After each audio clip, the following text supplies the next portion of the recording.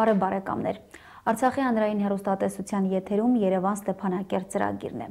Օրացույցում մայիս ամիսն է, դա նշանակում է, որ մայիսյան եռատոնին նվիրված միջոցառումների մեկնարկը տրված է։ Իսկ իմ այսօրվա զրուցակիցը արցախյան գոյամարտի վաստակավոր տարեգիր լրագրող Ռենալ Միրզոյանն է։ Բարի երեկո, պարոն Միրզոյան։ Բարի երեկո։ Արցախի հանրային հեռուստատեսության ողջ կոլեկտիվի, ձեր գործընկերների եւ առհասարակ հեռուստադիտողների արցախցիների մաղթանքները, ողջույններն ու շնորհավորանքներն են բերել ձեզ, որովհետեւ օրերս եք նշել ծննդյան 80-ամյակը։ Շնորհավորում եմ ձեզ եւ արցախյան երկարակեցություն եմ մաղթում։ Եվ ամենակարևորը այն է, որ կարծում եմ մեր հանդիպումը շատ մեծ խորհուրդ ունի, որովհետեւ ծննդյան 80-ամյակ, Արցախյան ազատագրական շարժման 25-ամյակ, Արցախի հանրային հեռուստատեսության 25-ամյակ եւ վերջապես մեր հանդիպումը կայանում է եռատոնի նախօրեին։ Տարիներ առաջ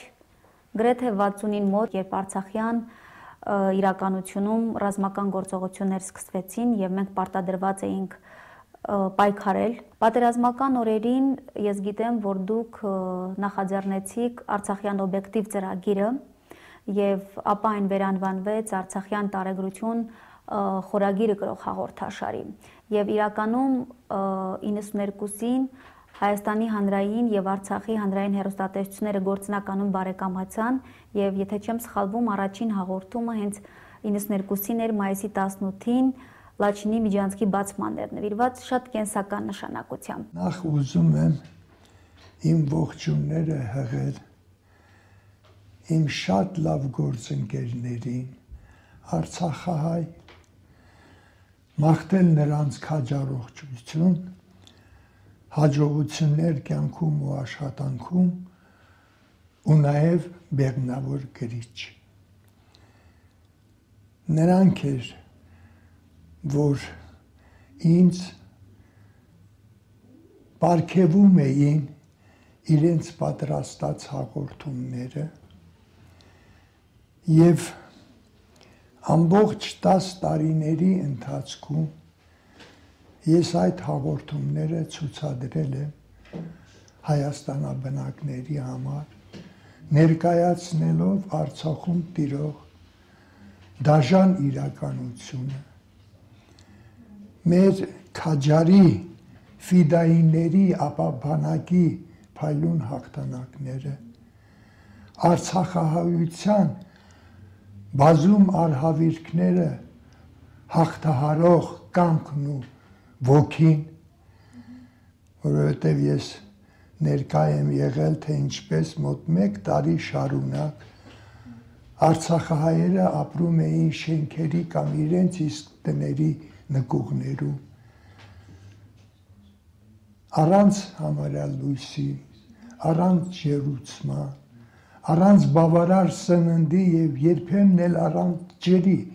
բայց կարողանում էի այդ ամեն ինչը հաղթահարել։ Այնպես որ արցախահայության եւ Հայաստանի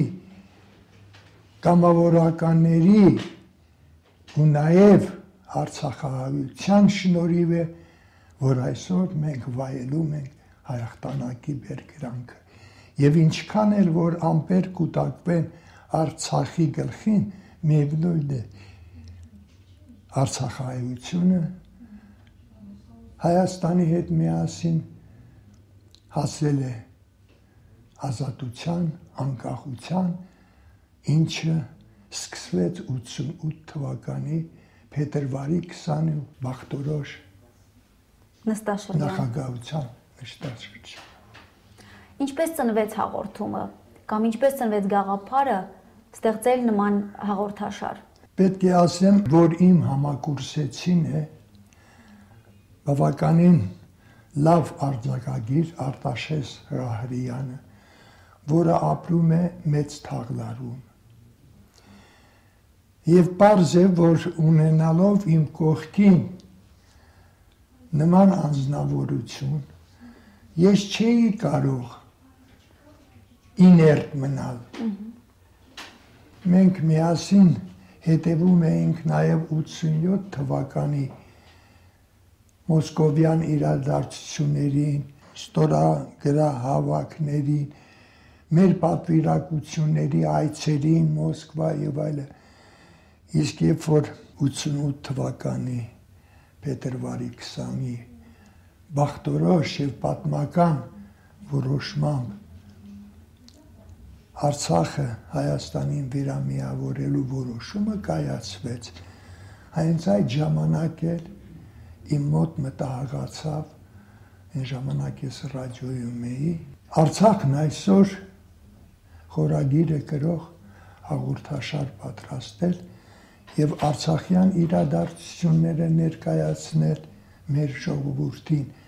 որպեսզի նրանք քաջատեղյակ լինեն այն, ինչ կատարվում է Արցախում։ Ես գիտեմ, որ հաղորդաշարը այն ժամանակ հեռուստացանցում մշտական տեղ չուներ, որովհետև լրագրողները մարտի դաշտում էին, իմ գործընկերները, ավագ գործընկերները, դուք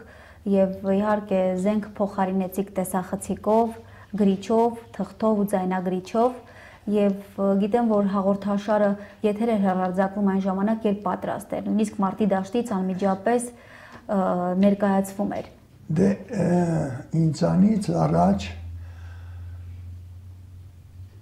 հաղորդումներ պատրաստվել են եւ Շահումյանից,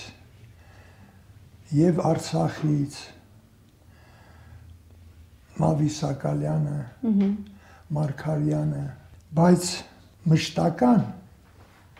հաղորդաշար չկար։ Դրանք երբ որ պատրաստ էին լինում հաղորդումները, նորեն ժամանակ հեռուստածրագիրը էր հատկացնում։ Ես հրամանագրվել եմ որպես հեռուստարադիո պետկոմի Արցախի հատուկ թղթակից մեկնաբան 1992 թվականի մայիսի 5-ին, սակայն ցավոք կամերա չունենալու պատճառով երկարաձգվեց իմ այդ այցը, այսօր էլ ես կամերա չունեմ եւ ամբողջ ընթացքում ես չեմ ունեցել, ես գործ եմ կատարել այն օպերատորների հետ, իհարկե շնորհակալ եմ նաեւ Արցախի հեռուստատեսությանը, որ ինձ եւ օպերատոր եւ կամերա է դրում, նրանց միջոցով մինչ այսօր ես այդ կամերան չեմ ունեցել։ Այն ժամանակ ԵԱԿ-ը դեռ գործում էր, մայիսի 14-ին ժամանեցի Ստեփանակերտ մեծ դժվարություններով, որովհետև Երևանում բավականին շատ ուղևորներ կային, որոնք պետք է ետ վերադառնային Արցախ։ 14-ին տեղի ունեցավ իմ առաջին մկրտությունը։ Աղդամից հրթիռակոծում էին։ Եվ ես, քանի որ չէի տեսել պատերազմի բում իրավիճակը մինչև 92 թվականը ռազմական գործողություններ դեռ չկային, կանգնել թամաշայի անում, թե ինչպես են պայթում այդ հրթիռները։ Ինձ հետ Երևանից եկել էր նաև Կարինե Գևորգյանը, որի մասին ես մի փոքրիկ դիմանկար ունեմ այս գրքում։ Նա իմ ձեռքից բռնեց, ասեց ինչ ես ցցվել ու քաշեց, պարկեցրեց։ Ես այդ ժամանակ ականջներիս արդեն վերևում զգում էի ինչ որ շվոցներ։ Եվ հետո Կարինեն ինձ ասեց, ախր դրանք ռազմի դաշտից փախնում են խուճապահար, իսկ պահ մտած տեղից խաղաղ բնակչության վրա կրակում են։ Մանից պարզվեց դրանք իգլչատի ռումբերի դրա համար էր, որ նա ինձ քաշեց, պատկեցրեց, ասեց ինչ ես ցցվել։ Այսօր իմ լավ բարեկամուհին Կարինեն, որը փաստորեն փրկեց իմ կյանքը, չկա։ Հաջորդ օրը նորից Աղդամից հրթիռակոծեցին օդանավակայանը։ Այս անգամ հրթիռի բանից բռնկվեց ինքնաթիռը։ Դա վերջին Յակ-40-ն էր, որ Ստեփանակերտ մուտք գործեց։ Այդ ժամանակ վիրավորվեց իմ շատ լավ ընկեր ու բարեկամ Շավարժ Գևորգյանը։ Հաջորդ օրը մենք գնացինք հիվանդանոց Գերագույն խորհրդի նկուղային հարկում էր գտնվում հիվանդանոցը։ Նրան արդեն վիրահատել էին, համարյա լաց էր լինում։ Ասում էր թող ամեն ինչ պատահեր, ես անընդհատ ուսիս էի պահում։ Ինչի է դուրը թողեցի ինքնաթիռում, ինքը մայիսի 8-ի լուսինի եղել էր ազատագրման մարտերում, նկարահանել էր, փայլուն կադրեր, լաց էր լինում, համարյա ասում էր թող ինձ մի բան պատահեր, ոչ թե տեսախցիկին հուշապավեններին։ Հետո հաջորդ օրը նա արդեն գնաց Երևան բուժումը շարունակելու եւ փառք Աստծո, որ այսօր ողջ առողջ է, էլի եկավ հետո նկարահանումների, այնպես որ մայիսի 14-ն ու 15-ը փաստորեն ինձ համար դարձան ռազմական առաջին մկրտության օրերը։ 3 օր անց ես արդեն Լաչինում էի Զորի Հենրիկ Գիտյանի հետ։ Զորիի շնորհիվ նա եւ մեքենա տրամադրեց ինձ եւ ռազմական ուղղաթիռը կանգնեցրեց, հասա Երևան 8-ից արդեն 15 էր, 8:30-ի համար չէի կարող այդ հաղորդումը տալ, մոնտաժ եւ այլ տեքստ գրել։ Բայց 11:30-ի ծրագրում նույն օրը հնչեց Արցախի կյանքի ճանապարհի ազատագրման հաղորդումը։ Ես նորից առիթից օգտվելով ուզում եմ իմ շնորհակալությունը հայտնել եւ Զորի Բալայանին եւ Հենրիկ Գիտյանին, որոնք օգնեցին ինձ նույն օրը Արցախի ազատագրման, Լաչինի ազատագրման, ավելի ճիշտ հաղորդումը ներկայացնել հայ հեռուստաընկերների։ Պարոն Միրզոյան, ծրագրին համագործակցում են արցախյան իմավակ գործընկերները եւ գիտեմ, որ ծրագիրը ուներ տարբեր խորագրեր, Մահիմացյալ, Տունդարձ, Հայաստան-Արցախ, Հայաստան-Սփյուռք եւ բազում այլ խորագրեր։ Հետաքրքիր է թե այդ ռազմական իրադրությունում ստեղծագործական ընթացքը ինչպիսին էր։ Պետք է նախ իմ ու հայաստանաբնակների կողմից խորին շնորհակալություն հայտնեմ արցախցի իմ գործընկերներին,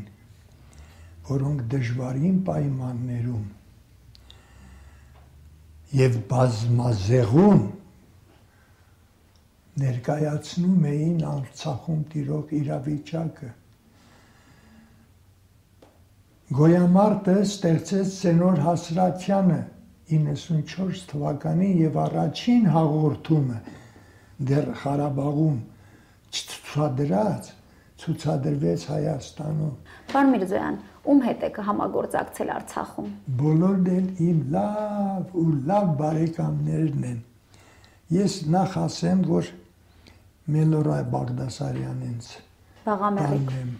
Իջևանել Օղորմի 1000 օղորմի նրա հոգու Մայիս Գարակյան ժամանակ թերթի խմբագրությունում էր աշխատում, երբ որ ես 90 թվականին եկա Արցախ, այն ժամանակ Արցախում ամեն քայլափոխը պարետություն էր, օդանավակայանի պարետություն, երկաթգծի պարետություն, հյուրանոցի նույնիսկ պարետություն, եւ ինձ հարկավոր էր թույլտվություն, որպեսզի ես հյուրանոցում մնայի։ Գործողման թերթիկս եւ այլը ես ուղարկեցի հայ ժողովրդի դահիճ գեներալ Սաֆոնովին եւ երկար սպասելուց հետո եկավ հրամանագիր 24 ժամվա ընթացքում թողնել Արցախը, հակառակ դեպքում դուք կենթարկվեք արտահերթ դրության օրենքներով սահմանված պատժի։ Ես մայիսի հետ էի Գարակյան։ Մտածեցի, մեր ժողովուրդը ինչ է անում Արցախահայությունը, սա ինչ է ինձանից պահանջում։ Եվ Մայիս Գարակյանից տանը մնացի։ Այդ ընթացքում 3 թե 4 օրեր Ռոբերտ Քոչարյանի հետ հանդիպեցի, որը տնային կալանքում էր, Վարդգես Սրբազանի, Մաքսիմ Հովհաննիսյանի, որը գլխավոր խմբագիրն էր թերթի, եւ հանդիպումներ ունեցա քարինտակցիների հետ։ Եվ այդ ամբողջը տեղում ռադիոյում ձեր հեռուստատեսության մոնտաժեցի, բանալեցի ու տվեցի Մայիսի եղբորը, որը եկել էր Արցախ հոր տարին նշելու, որպեսզի եթե ինձ հանգարց օդանավակայանում հապ անեն, ինքը տանի հասցնի եւ Երևանից հաղորդվի։ Բարեբախտաբար օդանավակայանի պետը տեղում չէր եւ ես կարողացա թռչել հասնել իմիջիայլոց այդ նյութերը զետեղված են այս գրքում։ Պարոն Միրզոյան, ուզում եմ հենց դառնալ այս գրքին, հերոսապատում գրքին, որովհետև վերջերս է հրատարակվել եւ իհարկե դուք Արցախյան գոյամարտի տարեգիրն եք, հրաշալի աշխատանք է ներկայացված եւ սերունդների համար է այս գիրքը եւ թերևս մեկ անգամ եւս թերթելով այս գիրքը ինձ համար շատ հերոսական էջեր ու իրադարձություններ բացահայտեցի։ Իհարկե սա նորից խիզախում է, լրագրողի խիզախումն է այս գիրքը, ես կուզենայի կարևորեք, թե հատկապես ինչով է առանձնանում այն ձեզ համար։ Գիտեք ինչ, երբ որ ես 5 տարի առաջ ձեր մոտ էի, հաղորդումը վարողը ինձ ասաց, այս 10 տարիների ընթացքում դուք եղել եք Արցախում, ամեն ինչը ձեր միջով անցել է, ամեն ինչը տեսել եք, մտադիր չեք դրա մասին գիրք գրել։ Ասի գիտեք ինչ, գրելը անմիջապես չի առնչվում իրադարձությունների հետ, դա արդեն անհատական ստեղծագործություն է դառնում։ Բայց ես ունեմ շատ նյութեր, որոնք անպայման պետք է սղագրեմ ու ներկայացնեմ, դա ավելի կյանքի մոտ հնչեղություն ունի։ Եվ այդպես էլ արեցի մոտ 3 տարի ես չարչարվել եմ այս գրքի վրա ու փառք Աստծո, որ այս գիրքը լույս տեսավ, շնորհանդեսը տեղի ունեցավ գրողների միությունում։ Այս տվար հատորը իսկապես շատ կարևոր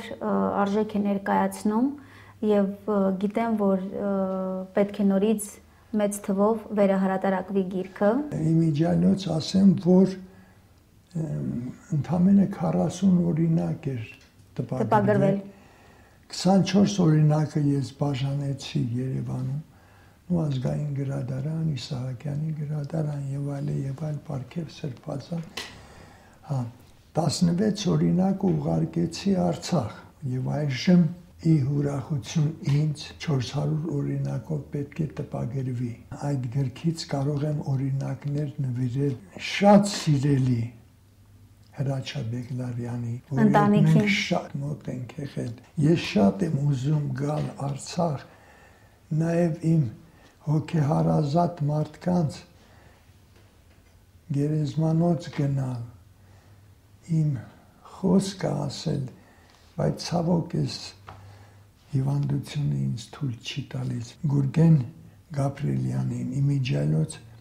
այստեղ գրքում կա նրա Ղարաբաղյան հորովելը եւ ես լսել եմ ու բժշկնել եմ նրա կատարմամբ այդ հորովելը, երբ գնացել էինք Հրաչյա Բեգլարյանի այգի, այնտեղ հաղորդում էի ես պատրաստել։ Գիտեմ, որ արցախցիների երախտագիտությունը ձեզ հայտնվել է երախտագիտության մեդալի տեսքով, բացի դրանից Եղիշեի անվան մրցանակակիր եք։ Սա Հայաստանի ժուրնալիստների միության մեդալն է, որը ինձ շնորհվել է այս տարվա հունվարի 22-ին շնորհանդեսի օրը։ Հավատարիմ մասնագիտության, այդպես է կոչվում, այդպես է կոչվում մեդալը։ Եվ շարունակելով իմ հարցադրումը, ես կուզենայի պարզել, թե Առհասարակ դուք ինչպես ծանոթացաք Արցախին։ Երբ ծանոթացաք, որովհետև սկզբում համագործակցության հիմքում ռադիոներ, ապա հեռուստատեսությունը։ Մեր կուրսում ոչ միայն Արտաշես Ղահրյանն էր սովորում, այլ նաև Լյուդան, որը ցավոք հիմից չկա, մահացել է։ Նրանց պատումներից շատ էի ցանկանում լինել Ղարաբաղում։ Առաջի անգամ ես եկել եմ արդեն որպես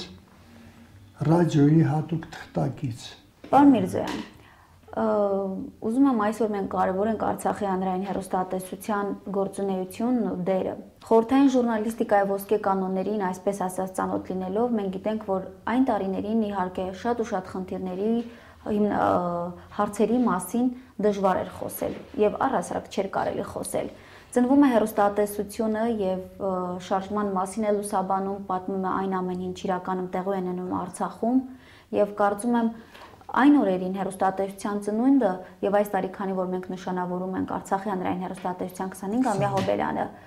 կարծում եմ սա շատ կարևոր հաղթանակներ եւ գուցե առաջին հաղթանակներից էր այն օրերի։ Արցախի հեռուստատեսության ստեղծման գործում իրենց ավանդն ունեն նաև Նիկոլայը, Գագիկը։ Ինչ եմ ուզում ասել, դուք խոսեցիք Արցախի հեռուստատեսության, դա մեծ դժվարությամբ է ստեղծվել, մեծ խոչընդոտների է հանդիպել, որովհետև Ադրբեջանը չէր ցանկանա, որ Ղարաբաղը իր հեռուստատեսությունը ունենա, առավել ևս հետագայի համար չէր ցանկանա, որպեսզի հեռուստատեսության ցուցադրվեին Արցախում տիրող դեպքերը։ Այնպես որ դա հերոսություն էր, որ կատարեցին արցախահայերը Գրիգոր Սողոմոնյանի եւ մյուսների, Վարդգես Բաղարյանի, Գարիկ Գրիգորյանի, Սենոր Հասրացյանի, Նորեկ Գասպարյանի, իմ շատ սիրելի Վարդգես Ուլուբաբյանի քրոջ տղան, Ուլուբաբյանի Բագրատ։ Նրանց շնորհիվ դա ստեղծվեց եւ մեծ դժվարություններով, հետո ես ասում եմ, չէ՞ որ թույլ չտվեցին բարետության բաները, որպեսզի գործեն, դե հեռուստատեսությունը պայթեց, դուք դա շատ լավ գիտեք, իսկ ռադիոն էլ կապկանի տակ էր, բավական չէր, որ Պալյանիչկոն ու Սաֆոնովը տանդեմ կազմած շրջափակման մեջ էին առել ամբողջ Արցախը,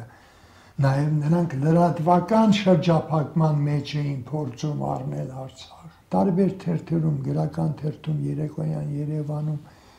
ես տպագրել տվեցի, դու ուզում եք շրջափակման մեջ առնել, առեք ձեզ շրջափակում։ Պարոն Միրզոյան, ես գիտեմ, որ դուք ստեղծագործում եք Արցախյան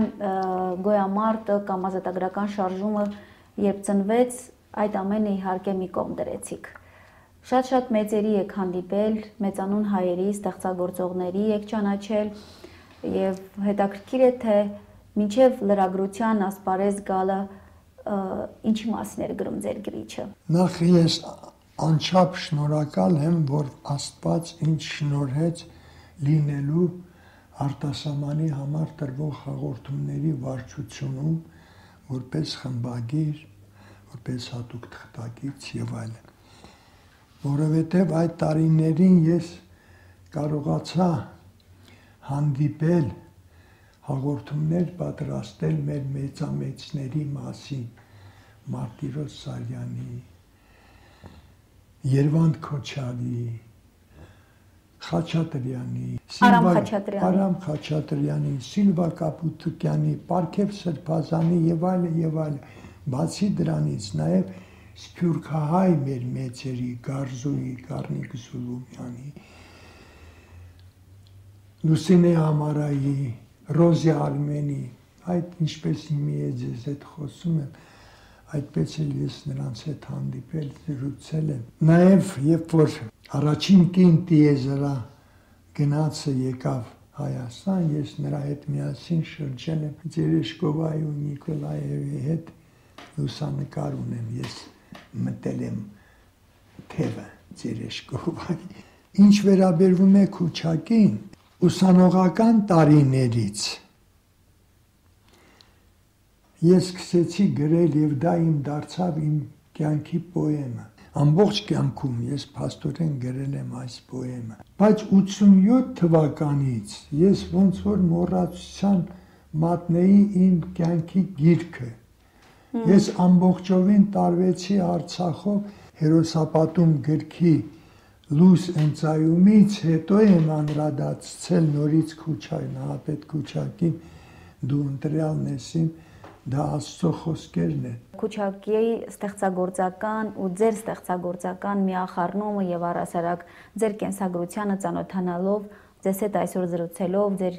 գործընկերների, իմ ավագ գործընկերների պատումները լսելով, կարող եմ ձեր մասին ասել, որ բոլոր հոդվածները, որ ձեր մասին գրված են, կարմիր թելի պես առանձնանում է մի խորագիր։ Մարտի է գնում լրագրողը։ Այսօր դուք նորից պայքարում եք ձեր գրիչով եւ հետաքրքիր է թե գիտեմ, որ լրագրողի համար իհարկե գոյություն չունեն թոշակառու տարիք հասկացությունները։ Ինչի մասին եք այսօր երազում։ Առաջի հերթին փայփայում, շատ եմ փայփայում մեկ անգամ եւս լինել Արցախում։ Անցնել իմ անցած ճանապարհներով։ Այսօր միանգամայն սերնդափոխության արդյունքում նոր հեռուստատեսություն է ծնվել, նոր գաղափարներով ու նոր բովանդակությամբ։ Ինչպես եք դուք գնահատում։ Պետք է ասեմ, շատ վատ։ Դիտելու բան չես գտնում, որ դիտես։ Գովազդ է, շոու է, սերիալներ են, շատ չնչին հատված է թողնվում ժողովրդի հետաքրքրությունները ներկայացնելու առումով։ Ցավոք ես չեմ կարողանում դիտել Արցախի հեռուստատեսությունը, ինձ թվում է Արցախի հեռուստատեսությունը իմ տեսած բանի մակարդակի վրա դեռ կլինի։ Տարբերվում է միանշանակ գաղափարախոսությունը այլ է, ես դա կարող եմ հաստատել։ Պարոն Միրզոյան, ձեր ամենաառաջին հաղորդումը, ռեպորտաժը հիշում եք,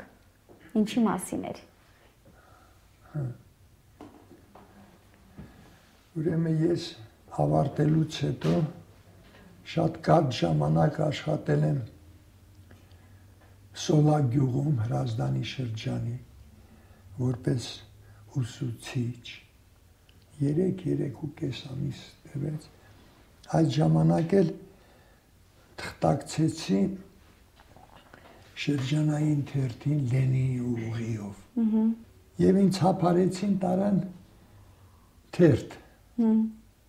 չթողեցին որ ես ուսուցչություն անեմ այնտեղ են իմ առաջին նյութերը եղել ինչ տարօրինակ մարդիկ են այս հյուրերը հյուրանոցի աշխատակիցն է ասում հյուրերի մասին հետո խնձորենիների զրույցը եւ որ նոր էր խմբագիրը փոխվել ինձ ասեց հա դու ուրիշ բան չես գտել ուրիշ մարդ չես գտել որ նրանց խոսեցնել խնձորենիների զրույց ես տալիս հա հետո էլ գնացի Հավուչիտի մասին բան սարքելու ասեց գիտես ինչ ես տեսնում եմ քեզնից բան դուրս չի գա դու վերցրու Կոմսոմոլսկայա Պրավդան բաները փոխի ես գիտեմ որ դու ռուսերեն մին լավ տիրապետում ես քո թվերը դիր ու բեր հայա մարդ ասի ես ինչ խմբագրի Մատինյանն էր սկզբից մեր խմբագիրը դա Հովսեփյանն էր ասի ինչքան հնարավոր է շուտ պիտի փախնել